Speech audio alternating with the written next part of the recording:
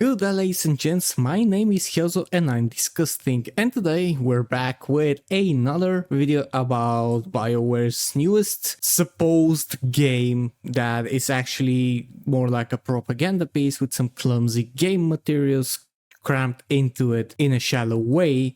Dragon Age: The Veilguard. Now, I made a video the other day about the numbers that we have been seeing throughout the weekend with supposed costs and supposed revenue that was just coming out from sites like Gamalytic and how that bodes for Dragon Age: The Veilguard, and the situation was not seeming good. And now we're back to look at some updated stats, and I'm going to do a bit of a deeper dive into the whole situation because things are really not looking good. And if you have watched any of my last videos, I have several times mentioned about a game or a franchise that is just hammering one more nail into the coffin of the DEI narrative in gaming, and I think that this is going to be a very big nail that is going to be hammered with a thunderous clap. So we all know this page. This is the Steam DB charts, and we'll now take a look at what has been happening from yesterday until today. Currently, there are 41,000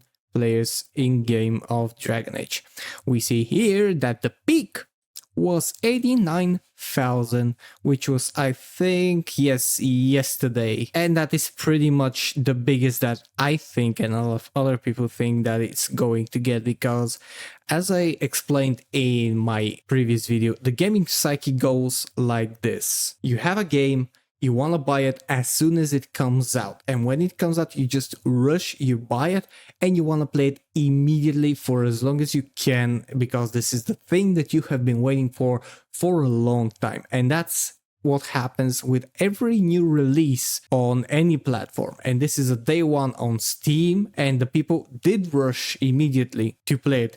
Yes, it came out on Friday, so it took around 2 days for the most people, in my opinion, to grab their hands on the game and just start playing it. So what we're seeing here, the concurrent players is 89,480. This was the peak to where most players at the same time played, so we can kind of safely assume that around 200,000, 300,000 at minimum have purchased the game at some point and played it. This is a rough estimate, but I'll show you what I mean, because when we go down and we go to Gamalytic.com, we see the updated graph. Now, I've talked about Gamalytic and my introduction to them. I do realize that this is a message that is going to be here for quite a while, and the numbers might not be accurate. However, it is very interesting to mention that these numbers are lower than what they were a couple of days ago. For instance, this was on 845, if I'm not mistaken, 1,000 copies sold, and now it's on 719. This is the high end. The average end is 479, and it was around 523, if I'm not mistaken again. Same is with the gross revenue. With the game, the maximum is $38.8 million. If we go down, we'll also be able to see that the average time has increased to 15 hours, which is basically much higher than what we reviewed in the previous video. And we can also see that the copies sold are around 350,000. Why do I mention the copies sold? Because you have the owners, which are 479.5. And something that I started discovering when I read the About section of Gamalytics is that they actually have quite a good explanation to every single tier that they mention. So owners is an estimated number of Steam users who own the game. This number may be inflated due to giveaways, bundles, free weekends, etc. So free copies given to reviewers or certain people are also included. And we see that there is 100,000 copies difference between both numbers, which is absolutely crazy. That means that a 1/4 of what we're seeing here as a number is free and given to someone, which basically means that there is no revenue in it. We have the copy sold, of course, estimated number of owners who purchased the game directly on Steam. This does not include key activated units though. These are all the direct purchases. And one more interesting thing is the gross revenue, which is the estimated revenue before Steam cut. And if you don't know, Steam takes a 30% cut of each game sale, which is absolutely bonkers. That means that whatever you make as a gross, as pure sales, it means that you're still gonna get 30% less, and Steam is not alone in that. The other platforms get a cut as well, although I don't know the exact estimates. We continue. The players charts seems like an absolute dirt bike rally, because it goes up and down, up and down, up and down, up and down every day, and it goes a little bit down in the last day, which just refresh it, there's 1,000 people more, which does mean that there's a general loss of interest. Now, as I mentioned, the first 3 days, if in my experience, are crucial, because especially when it is a weekend, you have the most people playing it, because the majority of people go to work, go to school, do their weekly duties during the weekdays, and the weekend is free for them to do whatever they want. And I know that a lot of people got angry with me because I compared Dragon Age the Veilguard with Black Myth Wukong. However, to me, that comparison is very, very accurate, because Black Myth Wukong is game that was released as well on Steam immediately, and it is a game that had some marketing campaign. However, it had a lot of backlash from the major news outlets. If you remember that story with IGN, where they falsely translated some tweets and they falsely accused the developers of Black Myth Wukong of inappropriate behavior. And I want to show you that. Let me just see if I can. No, I cannot. I can do it on mobile. Okay, I'm doing it right here. So Black Myth Wukong was released on a Monday. So we're just gonna have, yeah, this is exactly on Wednesday, which this is on Tuesday. Players, 2 million. It rises on Wednesday. This is on a weekday. And look at how slowly the line drops for every single day. And if we see just here up, you see that even now, Black Myth Wukong has more players than Dragon Age Veilguard. And you're gonna say, yeah, but it's a cheaper game or something else, or it's a different type of game. It doesn't matter. Both games are out, and Dragon Age Veilguard has been in development for 8 years, and it's been in development by one of the biggest gaming studios, the studios that gave us the Mass Effect trilogy, a studio that has solidified itself as one of the biggest players out there. And seeing this with the supposed budget of over 150 million is just amazingly low. One more thing that I want to point out. This is the post from October 31st from Bioware for Dragon Age the Veilguard. It's basically a huge thank you note for being there for them to realize their dream and to release the game, blah blah blah blah blah. Basically just tone deaf all the way.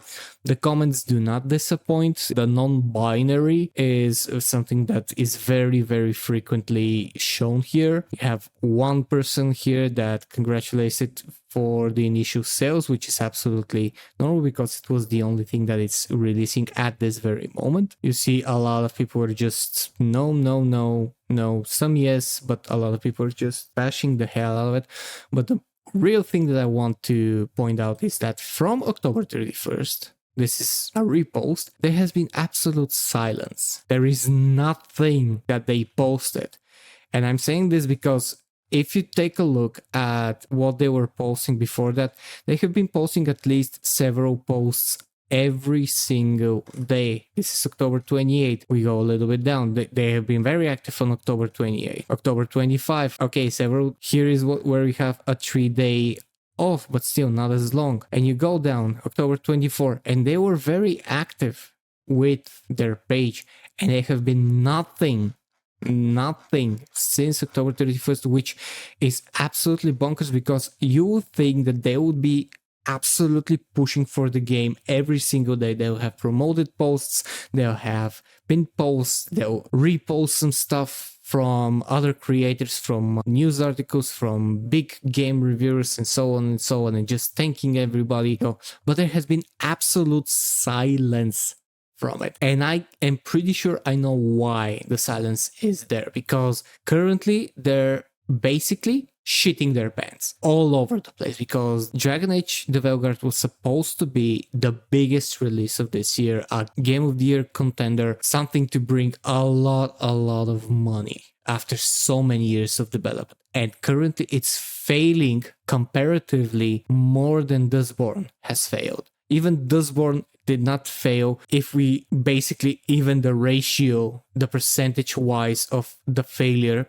Even Dustborn does not seem to have failed so much as Dragon Age the Veilguard. For a simple comparison, the numbers that we just discussed with you have to have 1 0 behind every single number added in order for this game to be even considered a marginal success. And I know what some people are going to say. Yeah, but you're only looking at the Steam charts. You don't have any information on the other platforms, and the other platforms are huge. I've actually read that on one of my comments in the previous video, and I would agree. The other platforms are also big, and they sell good, and they're very popular amongst gamers, and I'm sure that a lot of people would prefer to have it on, let's say, a PlayStation than on a PC. However, Steam is still arguably the biggest platform for selling day one games, even when they're on all platforms. And if you don't believe me, I have something that might shed a little bit of a relative light as to how active are people on one platform than on the other. So without any other information, there is something that is always relative when you are speaking about activity. And this, you can basically just track it through YouTube, through any social platform that deals in comments, likes, shares, and etc. So the more people that you have buying this game, using this platform to purchase the product, the more people you have relative, let's say, an even 5%, let's say, of people would be engaging in the comments, in the likings, and everything. So what we have here is that the total reviews for the game on Steam are 11,848. Now, if we go to the PlayStation website for Dragon Age the Veilguard, we'll see that the rating is 4.39 out of 5 with a total of 4.1 ratings, not written reviews, just ratings. So this is at the very least 60% down, which I know that is not in any way an accurate measurement, but it is in the ballpark if you look on the human side of things. So you can take this number, and yes, with a good dose of relativity, you can kind of predict how many people bought the game if you put first a number on Steam. So I'll explain it in this way. If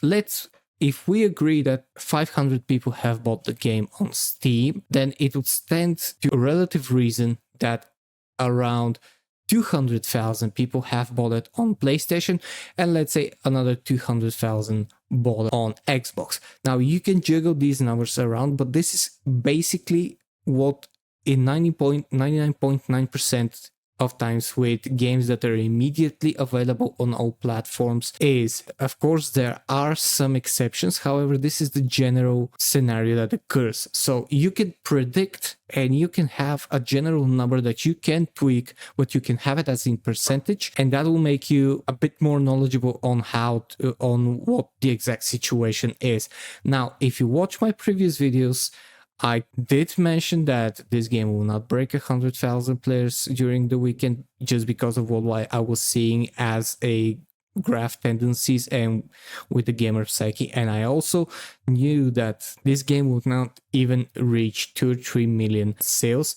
And I still stand by that. Of course, we'll see if I'm right, hopefully soon, but I am sticking to my guns and saying that this game will be a flop. And with BioWare's absolute silence, while their game is in their first days of release, where it's supposed to be an absolute fire, a bubbling bath of excitement, entertainment, and just clips and people praising it and so on, it's just another telltale sign that they are absolutely scared shitless and they're attempting to do damage control very, very soon. I expect them to just come out with a statement within a week or so. I expect some news articles to start blaming right-wing gamers for the failure of this game, and I expect a lot of other accusations for YouTubers like Grumps, like Smash JT, like Asmongold to start falling like hellfire from the skies to just try to cope with the failure of their own propaganda,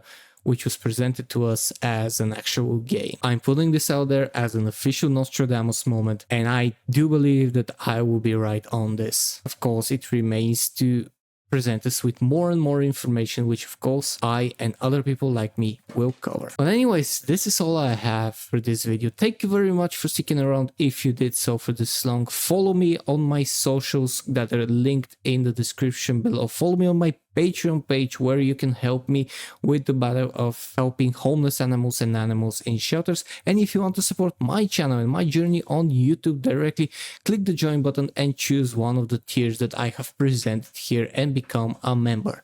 Thank you very much. I have been Helzo. This was DiscussThing, and I'll see you guys in the next video. Cheers and stay fresh.